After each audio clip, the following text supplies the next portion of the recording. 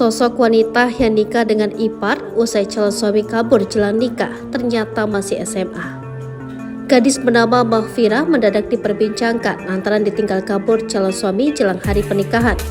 Wanita asal Polewali Mandar, Sulawesi Barat ini sakit hati mengetahui sang kekasih malah kabur H-3 pernikahan. Mahfira Oktavia Della Ramadhani akhirnya tetap menikah tapi bukan dengan kekasihnya. Mahfira ditinggal kabur pengantin pria Faisal Ashari tepat H-3 pernikahan. Mahfira diketahui ternyata sudah lama berpacaran dengan Faisal. Namun tak disangka Faisal Ashari kabur jelang akad nikah sehingga digantikan oleh sang kakak Ahmad Acha.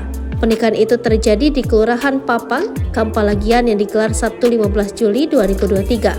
Adapun mahar pernikahan tersebut diketahui dalam TikTok Anisha Tasya Putri 9 yang mengunggah penampakan mahar yang bertuliskan Rp80.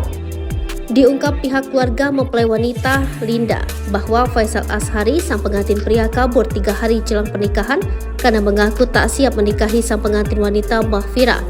Kendati begitu, undangan pernikahan dari kedua pihak sudah tersebar sehingga digantikan oleh kakak ipar Ahmad Acha.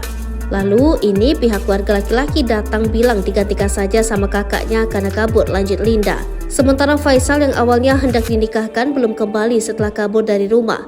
Faisal Ashari sangat muda dan masih duduk di bangku SMA. Linda juga mengatakan antara Faisal dan sepupunya tersebut masih sama-sama duduk di bangku SMA. Mahfira siap menerima Ahmad lantaran sudah sakit hati ditinggal kekasihnya. Kepala Desa Kenje Alimuddin bahkan menyebut Mahfira dan keluarga besarnya tak ingin lagi melihat sosok Faisal karena merasa dipermalukan. Pengantin perempuan, kata Alimuddin, tidak lagi mau menikah dengan Faisal jika dia kembali.